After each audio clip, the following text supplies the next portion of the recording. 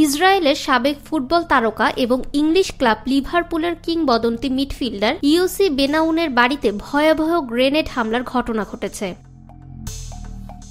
British গণমাধ্যমগুলো জানিয়েছে, হামলার সময় বেনাউন নিজ বাড়িতেই অবস্থান করছিলেন। সৌভাগ্যবশত এই হামলায় তিনি কিংবা তার পরিবারের কেউ আহত হননি।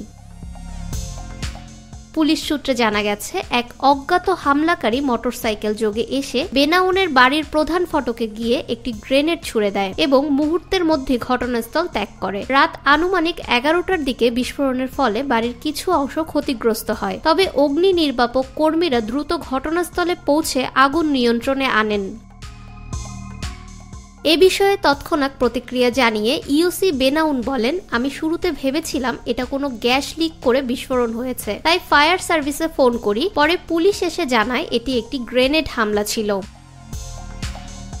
ইসরায়েলি পুলিশ মনে করছে এ ঘটনার সঙ্গে গাজা অঞ্চলের চলমান সংঘাতের কোনো সরাসরি সম্পর্ক নেই। এটি একটি স্বতন্ত্র সন্ত্রাসী হামলা বলে প্রাথমিকভাবে ধারণা করা হচ্ছে। ইয়োসি বেনাউন তার ক্যারিয়ারে লিভারপুল, চেলসি, আর্সেনাল সহ বেশ কয়েকটি বিখ্যাত ইউরোপিয়ান ক্লাবে খেলেছেন এবং ইসরায়েল জাতীয় দলের হয়ে 1 শতাধিক ম্যাচে প্রতিনিধিত্ব করেছেন।